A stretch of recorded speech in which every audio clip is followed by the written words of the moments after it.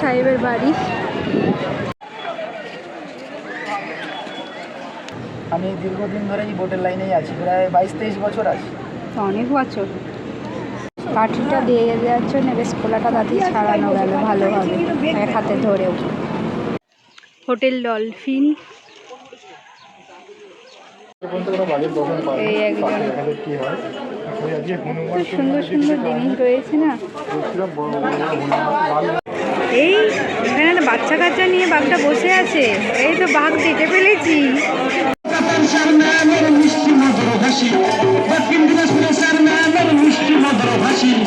সুন্দরবন মানে সুন্দর চারিদিক, সুন্দর পরিবেশ, সুন্দর আবহাওয়া। সুন্দরবন মানে সুন্দর বনভূমি, সুন্দর জলরাশি। তার মধ্যে লঞ্চে বসে পেট ভর্তি করে সুন্দর খাওয়া দাওয়া। এটাই তো সুন্দরবন, তাই তো? নমস্কার, আবার একটা নতুন ভিডিও নিয়ে চলে এসেছে আপনাদের বন্ধু অর্পিতা। বুঝতেই পেরে গেছেন সুন্দরবন রওনা হচ্ছি। তার জন্য ভোর 3টের সময় বেরিয়ে পড়েছি বাড়ি থেকে। আমরা এখন পান্ডুয়া স্টেশনে 3:51 ট্রেনটা ধরবো। ফার্স্ট ট্রেন যেটা হাওড়া লোকাল, মানে বর্ধমান থেকে হাওড়া। চলুন একসাথেই ঘুরে আসি 3 দিন 2 রাতের এই যাত্রায়। আমরা কোনো ট্যুর অপারেটরের হয়ে যাচ্ছি না, যেহেতু তাদেরও যেমন ক্ষতি চাইবো না, আপনারাও পরবর্তীকালে আমার ভিডিও দেখে গেলে কোনো অসুবিধায় পড়ুন এটাও চাইবো না।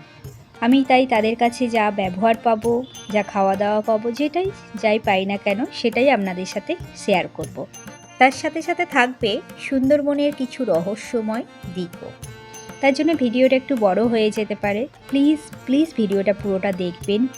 আবার এই ভিডিওতেই জানতে পারবেন প্রায় 20 বছর আগে সুন্দরবন কেমন ছিল তার কিছু গল্প। চলুন এবার তবে ভিডিওটা শুরু করি। এখন সবথেকে ব্যস্ততম ব্রিজ পার হচ্ছি, হাওড়া ব্রিজ। আমরা এই বাসে করেই হাওড়া থেকে শিয়ালদা চলে যাচ্ছি। সেখানে গিয়ে আমরা 6:30টার ক্যানিং লোকালটা ধরবো। টাইম দিয়েছিল যে 9টায় পৌঁছতে হবে ক্যানিংয়ে। সেই ক্যানিং থেকে ওরা পিক আপ করে নেবে। সেই জন্যে আমাদের 6:30টার ট্রেনটাও ধরা যায়, আর তারপরে 7:42-এর ট্রেনটা। তবে ঠিকঠাক 9টায় যাওয়া যাবে। তবে আমরা যেহেতু দূর থেকে আসছি, আমরা একটু আগে বেরিয়ে আগের ট্রেনটাকেই টার্গেট করলাম, যাতে ঠিক টাইমে পৌঁছাতে পারি। কারণ পরের ট্রেনটা বাই চান্স যদি কোনো কারণে মিস হয়ে যায়, তাহলে কিন্তু আমাদের পৌঁছাতে অনেক দেরি হয়ে যাবে। শিয়ালদা থেকে ক্যানিং 1 ঘন্টা 15 মিনিটের ট্রেন জার্নি করে আমরা পৌঁছে গেছি। সবসময় এই গার্ডের কামরাটাতেই চাপবেন, মানে একবার পেছনের কামরাটাই। তাহলে এই পেছনে নেবেই কিন্তু ট্যুর অপারেটরের মানে অটোগুলো দাঁড়িয়ে থাকে, সমস্ত ট্যুরেরই। সেখানে এসে নেবেই এটা পেয়ে যাবেন। আমরা অনেকটা আগে চলে এসেছি। আমরা ভেবেছিলাম হয়তো আগে এসেছি, যেহেতু আগে হয়তো নিয়ে চলে যাবে, কিন্তু তা নয়। সেই 9টা নাগাদই ওরা অটো দিচ্ছে। এখান থেকেই শুরু হয়ে যায় ওদের প্যাকেজ। 3 দিনের দিনও প্যাকেজও শেষ করবে এখানেই। এবার ক্যানিং পর্যন্ত আসা আমাদের খরচাটা বলে দিই। আমরা একবারে পান্ডুয়া থেকে ক্যানিং টিকিট কেটে নিয়েছিলাম। সেক্ষেত্রে আমাদের পড়েছিল 25 টাকা। আর আমরা যেহেতু বাসেও এসছি, সেখানে আমাদের 15 থেকে বাস ভাড়া শুরু হয়। এগুলো কিন্তু পার হেড বলছি। এইখানে ট্রেন থেকে নেবে আপনারা একটু এই সাইডগুলো ঘুরে নিতে পারেন। বনদেবী মন্দিরও আছে। বা এই বট গাছের বোঝাই যাচ্ছে অনেক পুরনো বট গাছটা, অনেক ছুরি নেবেছে। আসল গোড়া কোনটা সেটা বোঝাই যাবে না। কিছুক্ষণ এখানে এরম করেই সময় কাটলো। প্লাস আমরা চা খেলাম। চাটা কিন্তু খুব সুন্দর ছিল এখানে। আমাদের সময় আছে যেহেতু আমরা ভাবলাম তাহলে লর্ড ক্যানিংয়ের বাড়িটা একটু ঘুরে আসবো। কিন্তু এখানে চায়ের দোকানে দাদারা বলল ট্যুর অপারেটররা অনেকে ওটা ঘুরিয়ে দেয়, সেই জন্য আর গেলাম না। কিন্তু আমাদের ট্যুর কোনো কারণে হয়তো ঘোরায়নি, তাই আপনাদেরও দেখাতে পারলাম না। 9টা নাগাদ অটো দিয়ে দেয়। আমরা এখন অটোতে চেপে পড়েছি। এখন আমরা মাতলা নদী পার হচ্ছি। মাতলা নদীতে এখানে প্রায় জল নেই বললেই চলে। প্রায় 20 বছর আগে যখন আমি এই সুন্দরবন ঘুরতে এসেছিলাম, তখন এই ক্যানিং থেকেই লঞ্চ চেপেছিলাম, এটুকু মনে পড়ে। এখন ক্যানিংয়ে জল না থাকায় সোনাখালি থেকেই এখন লঞ্চ চাপতে হচ্ছে। আপনাদের সাথে কথা বলতে বলতে ক্যানিংয়ের একটা ঘটনা মনে পড়ে গেল। আগে যখন এসেছিলাম ক্যানিংয়ের ঘাট তখন বাঁধানো ছিল না, সবে মাটি ফেলে মানে বাঁধ হয়তো তৈরি হবে সেরাম অবস্থায়, আর চারিদিক কাদা কাদা হয়ে আছে, যা হোক করে যেতে হচ্ছিল। 20 বছর প্রায় আগে, মানে বয়সটা অনেকটাই কম ছিল, বোনেরাও ছোট ছোট ছিল। তার মধ্যে একটা বোন কাদাতে পড়েই গেল। পড়ে গেলে পুরো তো কাদায় মাখামাখি হয়ে গেছে, নরম কাদা। আবার কি করবে, ওর মা গিয়ে ওকে একটা পুকুরে আবার ধুইয়ে আনলো। এটাই বলবো, এখানে এলে কিন্তু খুবই সাবধানে ওঠানামা করতে হবে। ক্যানিং থেকে সোনাখালি অটো করে পৌঁছাতে আমাদের সময় লাগলো প্রায় 35 মিনিট মতো। 2 রাত 3 দিনের এই সফরে আজকে দেখাবে আমাদের দুর্গাদোয়ানি নদীর ওপর অবস্থিত গোসাবা। সেই গোসাবাতে রবীন্দ্রনাথের বেকং বাংলো আর হ্যামিল্টন সাহেবের বাংলো আজকে দেখার জন্য এই দুটোই আছে। এখান থেকে প্রায় 2 ঘন্টার রাস্তা। তারপরে আমাদের থাকার ব্যবস্থা করেছে গোমর নদীর পাশে পাখিরালয়, ওখানের হোটেলে।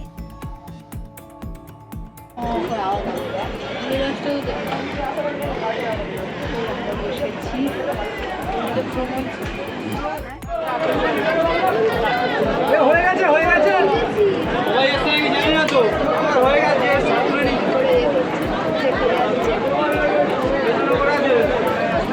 এই 10টা নাগাদ আমাদের লঞ্চ ছেড়ে দিল।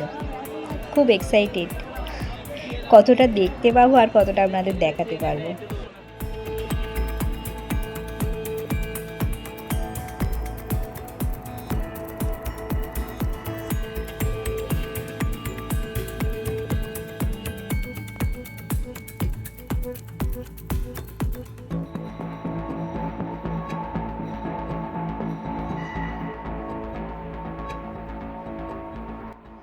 হোগল নদীর ওপর বাসন্তী সেতু, এখান থেকেই শুরু হয়ে গেল আমাদের লঞ্চে করে সুন্দরবন সফর। এই সেতুটাই কলকাতার সাথে এই জায়গাটাকে যুক্ত করেছে। সুন্দরবন মানেই এখন শুনছি খাওয়া দাওয়া। এই খাওয়া দাওয়া শুরু, লঞ্চ ছাড়তে না ছাড়তেই লুচি আলুর দম মিষ্টি হাতে হাতে চলে এসেছে। এখন আমরা রয়েছি গোল নদীর ওপর। ডান দিকটা হচ্ছে বাসন্তী আর বাম দিকটা হচ্ছে সোনাখালি। এখনও মেন জঙ্গল শুরু হয়নি, আমরা এখন গ্রামের মধ্যে দিয়েই যাচ্ছি।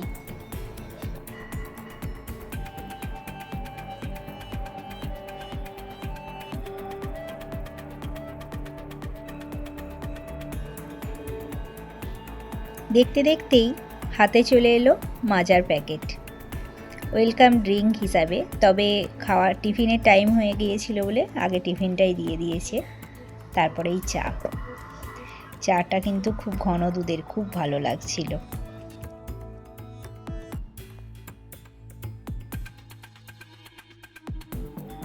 চা তো খাওয়া হলো, কাপটা কোথায় ফেলা হবে? জলে? কক্ষনো না, সব লঞ্চেই ডাস্টবিন দেয়া আছে, সেখানেই ফেলবেন। এই সুন্দরবন আমাদের গর্ব, আর এই সুন্দরবনকে রক্ষা করার দায়িত্বও কিন্তু আমাদের। আজ এই সুন্দরবন আছে বলেই আমাদের এই কলকাতা বড় বড় ঝড়ঝাপটার হাত থেকে কিন্তু রক্ষা পাচ্ছে। আমাদের মায়ের মতো আগলে রাখছে কিন্তু এই সুন্দরবন। আমরা তাতেও কিন্তু অনেক সময় বুঝি না, নানাভাবে এই সুন্দরবনকে আমরা ক্ষতিগ্রস্ত করছি। সব কিছু সামলানো হয়তো আমাদের হাতে নেই, কিন্তু যেটুকু করা যায় সেটুকু করা উচিত নয় কি? সব জায়গায় লিখে দিচ্ছে, ডাস্টবিন দিয়ে দিচ্ছে যে যেখানে সেখানে জিনিস ফেলবেন না, কিন্তু তাতেও দেখছি অনেকে ফেলছে।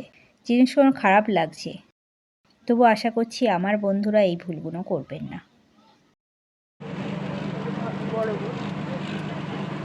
এটাও দাঁড়িয়েছিল ওখানে।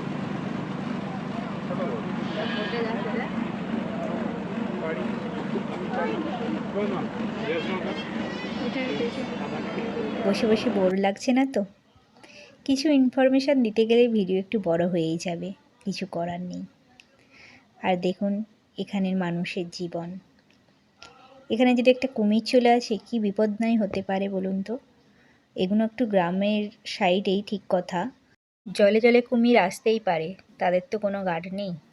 এদিকে দেখুন আমুদি মাছ ভাজা চলে এলো। যতক্ষণ না মানুষের সাথে মিশতে পারবেন ততক্ষণ একটু বসে বসে বোর লাগতেও পারে, কিন্তু মিশে গেলে আবার লাগবে না। তবে এদিকে মুখের কিন্তু বিরাম নেই, একটার পর একটা চলেই আসছে।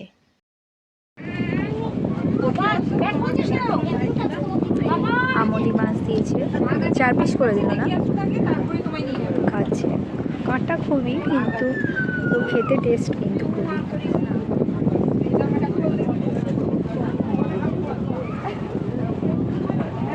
এখানে মাঝখানে একটা জায়গায় দ্বীপের মতো চড়া পড়ে গেছে, গোল করে ঘুরে যেতে হচ্ছে।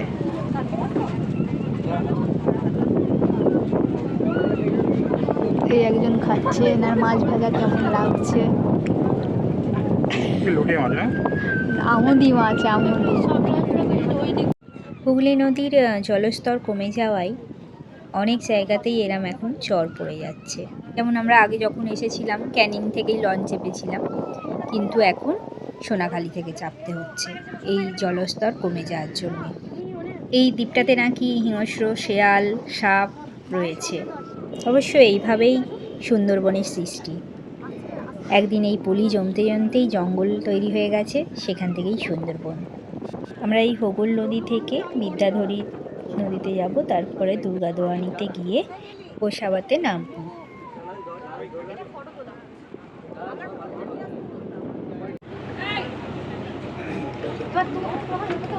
মাছ ধরছে কি। সুন্দরবনের মানুষ, পশু পাখি, গাছপালা সব কিছুকেই খুব সংঘর্ষ করে বেঁচে থাকতে হয়। এখানে জীবনের সবথেকে বড় বাধা হচ্ছে জোয়ার ভাটা।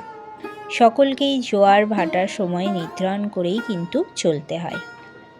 আজ যে টাইমে জোয়ার হবে, কাল তার 52 মিনিট পরে কিন্তু জোয়ার হবে। সেই রকম হিসেব করেই যারা বনে জঙ্গলে যায়, মানে জেলেরা মধু পাড়তে, তাদের কিন্তু সেইরকম টাইমটা বুঝেই যেতে হবে। নাহলে ছোট ছোট যে খালে ঢুকবে, সেখানে যদি আবার জল কমে যায়, তখন তারা বেরিয়ে আসতে পারবে না। পশু পাখিরাও এই সময় ঠিক নির্ধারণ করে ফেলে।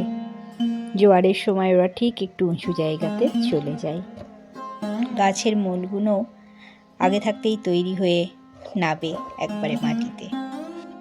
প্রায় 2 ঘন্টা পর আমরা নামলাম গোসাবাতে। প্রথমেই আমরা দেখব স্যার ড্যানিয়েল হ্যামিল্টন সাহেবের বাংলো। এখানে আমাদের লঞ্চ ঘাট যেটাই নামিয়েছিল, সেখান থেকে মোটামুটি 5 মিনিট মতো আসতে লাগলো। তবে ওরা একটাতে নামায় আর একটা ঘাটে তোলে। এই হ্যামিল্টন সাহেবের জন্যেই আজ আমরা এই সুন্দরবনকে একটা অন্যভাবে বা অন্য ভ্রমণ জায়গা হিসেবে দেখতে পাচ্ছি। আমাদের দেশে এক সময় তো অনেক ইংরেজ সাহেব এসেছিল, তারই মধ্যে কেউ মানুষের ওপর অত্যাচার করেছে, আবার কেউ মানুষের ভালোর জন্য ভেবেছে। এই হ্যামিল্টন সাহেব তেমনি এখানের মানুষের জন্যে অনেক কিছু করে গেছেন। এখানের মানুষের পাশে দাঁড়িয়েছেন, এই জায়গাটার উন্নত করেছেন, তাই তাকে আমরা শ্রদ্ধা জানাই। এই বাংলোতেই ফ্যামিলি নিয়ে থাকতেন হ্যামিল্টন সাহেব। এই নিচের এগুলো যাতে হাওয়া পাস, আর মানে আগে তো জল ঢুকতো, যাতে ওপরটা না ক্ষতি হয়। কিন্তু এখনকার কাঠে এগুলো যে হবে না, আগেকার কাঠে বলে এগুলো খুব ভালো এখনও রয়েছে।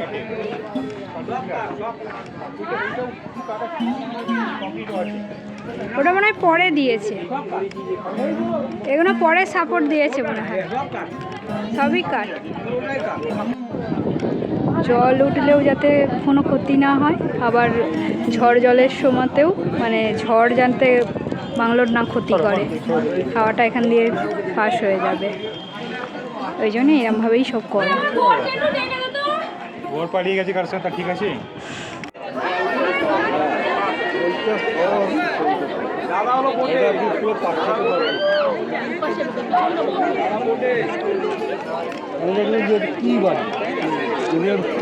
সবই ভালো, সব মানুষ ঘুরতে আসছে, শীতের দিনে আবার এত ভিড়, এটাই একটু মানে ঠিকভাবে যে দেখাবো উঠতেই পারছি না এক সবাই ভিড়ের ঠেলায়। এই সবুজের এটা কি বলুন তো, মাঠ না পুকুর? ভ্যান গাড়িটার হ্যান্ডেলটা দেখুন, দারুণ বুদ্ধি করেছে। চলুন, এই ভ্যান গাড়ি দেখার পরে এবার আমরা চলে যাব বেকন বাংলোয়। বেকন বাংলো এখান থেকে ওই 7-8 মিনিট মতো হাঁটা পথে। এবার আমরা ঢুকবো বেকন বাংলোয়। 5 টাকা করে টিকিট, তবে এত ভিড় হয়েছে যেন মেলা চলছে। টিকিট আমাদের দেখেও নি, আমরা এই ঢুকে পড়লাম। 1932 সালে এখানের মানুষের জনজীবন নিয়ে যাতে গান বা কবিতায় রবীন্দ্রনাথ ঠাকুর ফুটিয়ে তোলেন, সেই জন্যে হ্যামিল্টন সাহেব রবীন্দ্রনাথকে নেমন্তন্ন করে এনে এই বাংলোতে রেখেছিলেন 30 তারিখ আর 31 তারিখ ডিসেম্বর মাসে। তিনি এই বাংলোতেই ছিলেন এই দুদিন। বলা চলে সূর্যের আলো যেখানেই পড়েছে সেখানেই রবীন্দ্রনাথের কোনো না কোনো স্মৃতি রয়ে গেছে।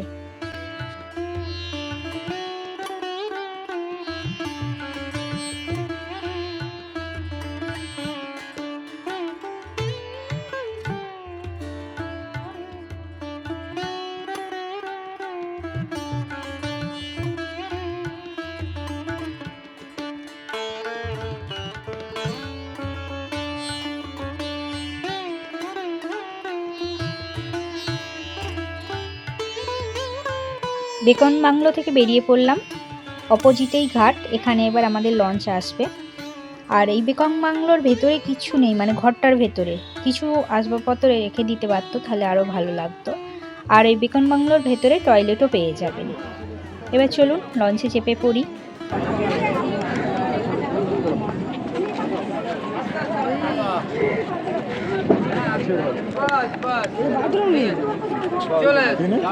এটা আমাদের লঞ্চ আপনজন।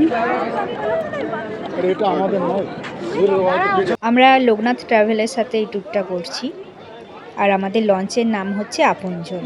তো খরচা পড়লো সেসব বলবো, তবে সবুর করতে হবে। এখান থেকে এবার এক জায়গায় লঞ্চে জল নেবে, তারপরে একবারে হোটেলে। এখানে ড্রাইভার দাদা চালাচ্ছেন। দাদা কখন ঢুকবে?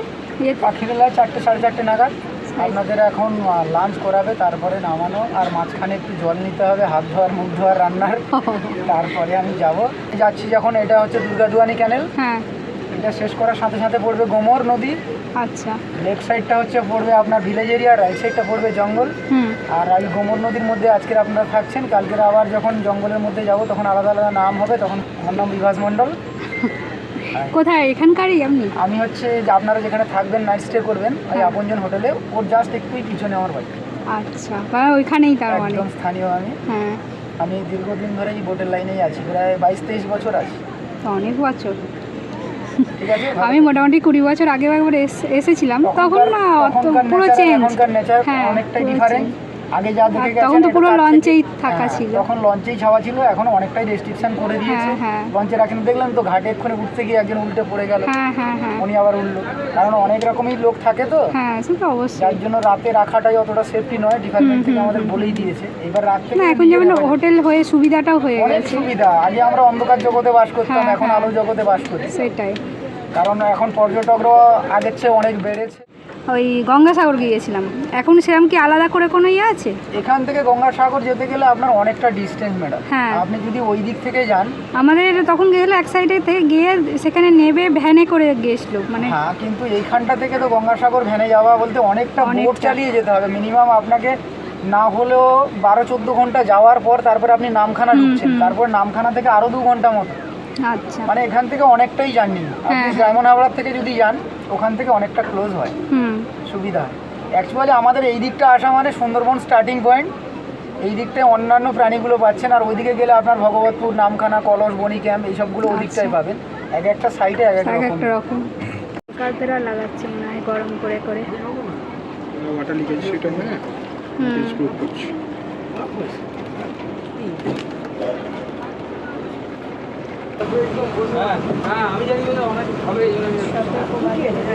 প্রায় 1:30 থেকে খাওয়া দাওয়া শুরু হয়েছে, এক একটা ব্যাচ চলছে।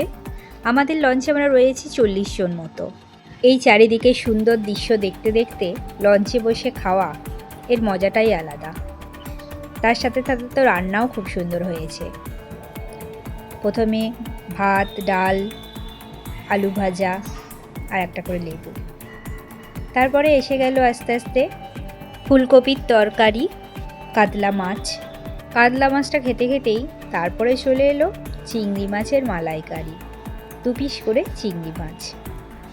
কাঠিটা দিয়ে দেওয়ার জন্য বেশ খোলাটা তাড়াতাড়ি ছাড়ানো গেল ভালোভাবে। চিংড়ি মাছকে সোজা রাখার জন্য এই কাঠিটা দেয়া হয়।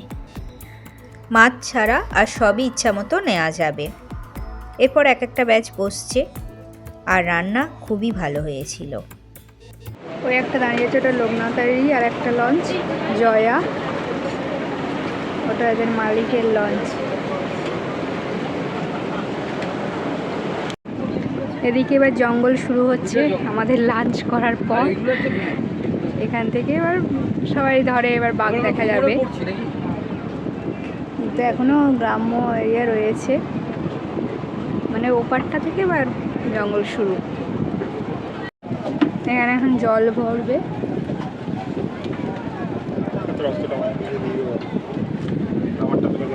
এই একজন বাইনোকুলার বার করছে, বাঘ দেখতে পাই কি দেখা যায়, ওতে বাঘের ছবি লাগিয়ে দেখে নিবি। এই গাছগুলো হচ্ছে বাইন গাছ। আমরা ভাবছিলাম ম্যানগ্রোভ, বাইন গাছ এখানে। হ্যাঁ, এই লঞ্চ দাঁড় করাচ্ছে, এখানে জল নেবে। তবে আমাদের এখানে আজকে নাবাবে না, আসার দিন এখানে নাবাবে, কারণ এখানে লোকনাথ বাবার মন্দির আছে।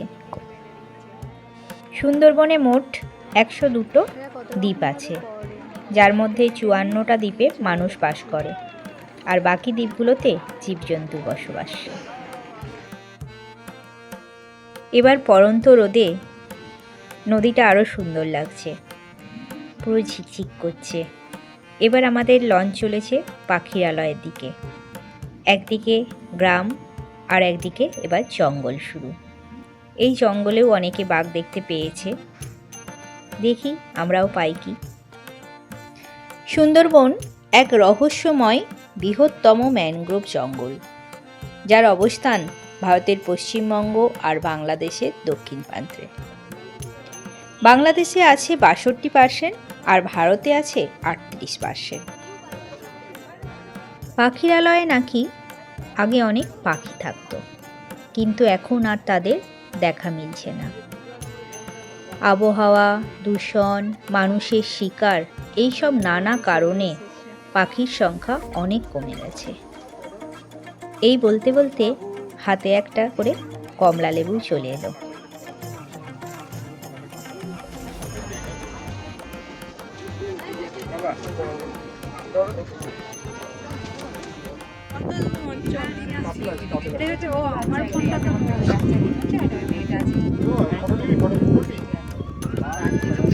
ফটোতে আসবে কি দেখ, ফটোতে আসবে কি দেখ।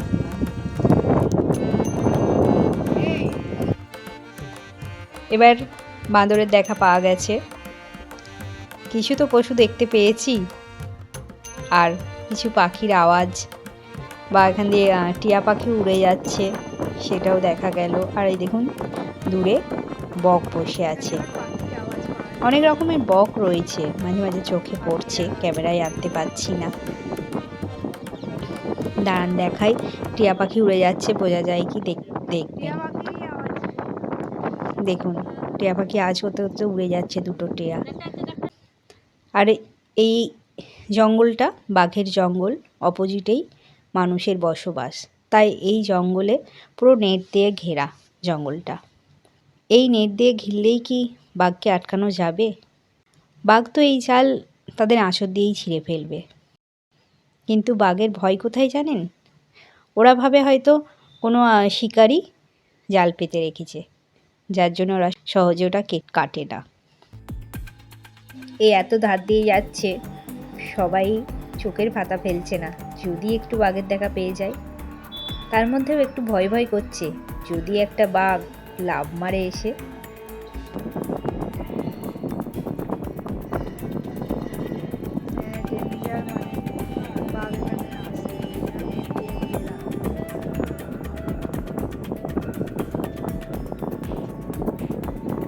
ড্রাইভারদা বলছে এখানে একটা কাঁকড়া গাছ রয়েছে, তবে ক্যামেরাতে আসছে না। এই যে লাল লাল ফল দেখা যাচ্ছে, দাঁড়ান, হ্যাঁ এই যে লাল লাল একটু ফল দেখা যাচ্ছে এইগুলো হচ্ছে কাঁকড়া গাছ। এবার দাঁড়ান, এবার একটু কেওড়া গাছ দেখাবো। এই যে ডালওয়ালা নেই, এইটা হচ্ছে কেওড়া গাছ। এখানের কেওড়া ফলই একমাত্র খাওয়া যায়, আর অন্য কোনো ফল খাওয়া যায় না, সবই বিষাক্ত।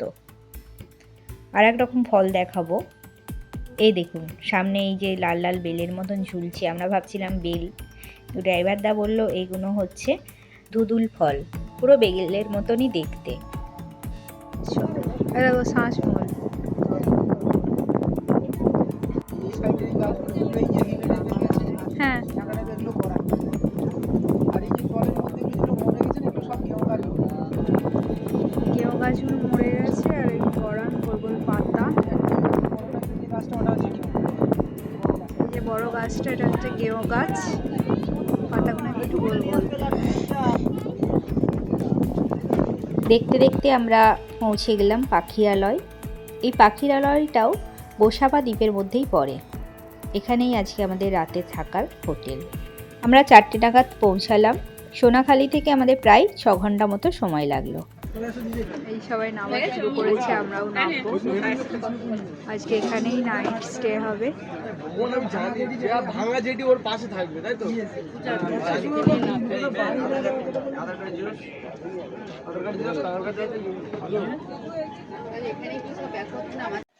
হোটেল ডলফিন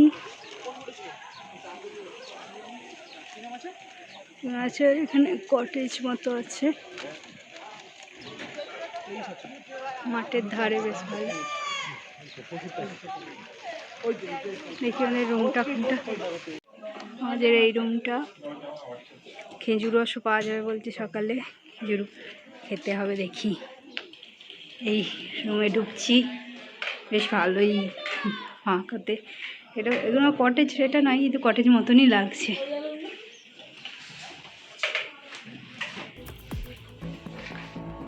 এই রুমে ঢুকলাম, রুম ভালো। এখানে তোয়ালে দিয়েছে, সাবান দিয়েছে, আর এখানে টেবিল। মানে লম্বাই একটু মনে হচ্ছে বেডটা, বেডগুলো ছোটো। সন্দীপেরা হয়তো পা বেরিয়ে যেতে পারে, ওসব লম্বা হলে আর কি করা যাবে।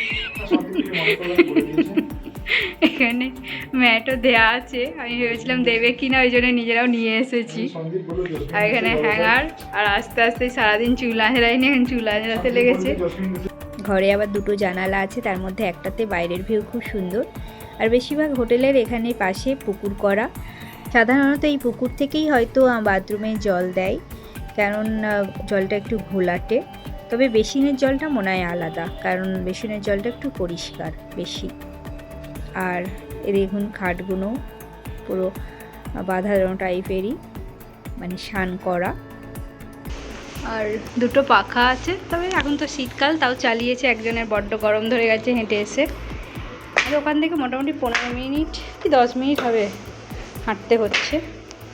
আর এই হচ্ছে বাথরুমটা। বাথরুমটা যা হোক পরিষ্কারই আছে। প্রথমে ওটাই চিন্তা ছিল, বাথরুমটা কেমন দেবে। সব মানুষের এইটাই চিন্তা, বলুন ঘর যেমনই হোক না কেন, বাথরুম পরিষ্কার না হলে কিছুই ভালো লাগে না। আর বলেছিল যে গিজার থাকবে না, কারণ গরম জল যদি নেওয়ার হয় 20 টাকা করে বালতি ওরা সকালে দিয়ে দেবে। এখন আর রেস্ট নিলাম না, ব্যাগপত্র রেখে আবার একটু বাইরের দিকে বেরিয়ে পড়লাম। আমরা রয়েছি ডলফিন হোটেলে। হোটেলটা বেশ বড়ই। আর চলুন এবার মার্কেটটা ঘুরে আসি, কাছাকাছি মার্কেট। আমরা মার্কেটের ওপর দিয়েই এলাম, যখন এলাম ভালোই মার্কেট, বেশ বড় বড় দোকানও আছে, কাঠের জিনিসই বেশি রয়েছে এখানে, দেখতেও ভালো লাগছে। ঘুরে নিই চলুন একটু। এই মার্কেটটা ঘুরতে ঘুরতেই বলে দিই কত পড়ল। আমাদের এক একজনের পড়েছে 3400 করে, কারো কারো শুনলাম 3200 করেও নিয়েছে। আমরা গিয়েছিলাম লোকনাথ ট্রাভেলের সাথে। এদের 3 দিন 2 রাতের প্যাকেজ। কোনো কোনো জায়গায় টিকিটের ব্যাপার আছে, টিকিট কাটার, সেগুলো বাদ দিয়ে সমস্তটাই এদের খরচা। আমরা ডিসেম্বরের 19, 20, 21 এখানে ভিজিট করেছিলাম। এছাড়াও অনেক হোটেল রয়েছে, আপনারা নিজেরাও চাইলে আসতে পারেন, তবে কোনো ট্যুর অপারেটরের সাথে এলেই বেশি ভালো আমার মনে হয়। অনেকেই আছেন লঞ্চ চাপতে ভয় পান, তাদের জন্যও কিছু ব্যবস্থা আছে। লঞ্চে ছাড়াও এখানে এখন আসা যাচ্ছে, সেটা আমি পরের ভিডিওতে ডিটেলসে বলে দেব। আর হোমস্টেও হয়েছে দেখলাম একটা। তবে জলের জায়গায় যেহেতু আসবো, লঞ্চে ঘোরার মজাটা কিন্তু আলাদা। এখনও পর্যন্ত তো অভিজ্ঞতা ভালোই দেখছি, তবে কালকে কোর এরিয়াতে নিয়ে যাবে, সেখানেও কেমন লাগলো সবই আপনাদের সাথে শেয়ার করব, তবে সেগুলো পরের ভিডিওতে। চলুন এই দোকানটায় একটু ঢুকে দেখি। দোকানটা ঢুকতেই কিন্তু জিনিসগুলো এত চোখে লাগছে, বিশেষ কাঠের জিনিসগুলো খুব ভালো লাগছে। ঘর সাজানো হোক, নিজেকে সাজানো হোক, সব রকম জিনিসই এখানে পেয়ে যাবেন। আমার সবথেকে এই প্লেটগুলো ভালো লাগছে রান্নার ডেকোরেশনের জন্যে। আমার একটা ব্লগ চ্যানেলও আছে, ঘরে থাকা জিনিস দিয়ে কিভাবে রান্নাকে সুস্বাদু করা যায় সেটাই সেই চ্যানেলে শেয়ার করি। আপনাদের প্রয়োজনে সেই চ্যানেলটাকে ফলো করতে পারেন, এমপিতাস ব্লগ। খুব সুন্দর সুন্দর জিনিস আছে দোকানগুলোতে, ঘর সাজানোর সঙ্গে সঙ্গে নিজেকেও সাজাতে পারবে। টুকিটাকি কিছু তো নিলাম, তার সাথে সুন্দরবনের বাঘকে তো একটা নিতে হবে নাকি। আদি আবার একটা বাঘও নিয়েছে। আর ফুচকা কি ছাড়া যায়, ফুচকাও খেলাম, বেশ ভালো লাগলো। এই এখানে একটা বাচ্চা কাচ্চা নিয়ে বাঘটা বসে আছে। এই তো বাঘ দেখে ফেলেছি, এই চোখ নাড়ছে মনে হচ্ছে তো আবার। এবার হোটেলে ফিরতে হবে। ঝুমুর নাচও আছে, টিফিনও আছে।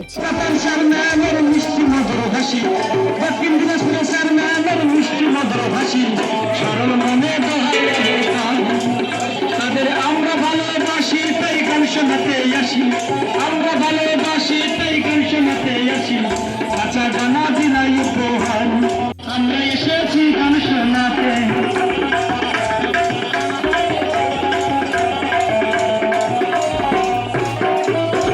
কলকাতার স্যার ম্যামের মিষ্টি মধুর হাসি, কলকাতার স্যার ম্যামের মিষ্টি মধুর হাসি, বারাসাতের স্যার ম্যামের মিষ্টি মধুর হাসি, বারাসাতের স্যার ম্যামের মিষ্টি মধুর। আমি ভাবতাম এরা বোধহয় এই পাখিরালয়েই থাকে, কিন্তু তা নয়, এরা দূর দূর থেকেই আসে নৌকো করে। খুব কষ্ট করেই এরা এরম গাছ নাচ করে ইনকাম করে। আমাদের দিনটাও যেমন আজকে শেষের দিকে, ভিডিওটাও এবার শেষ করব। এক একটা দিনের এক একটা ভিডিও দেব, তাহলে আপনাদের বুঝতেও সুবিধা হবে। আর আজকের এই ভিডিওটা কেমন লাগলো কমেন্টে কিন্তু জানাতে ভুলবেন না।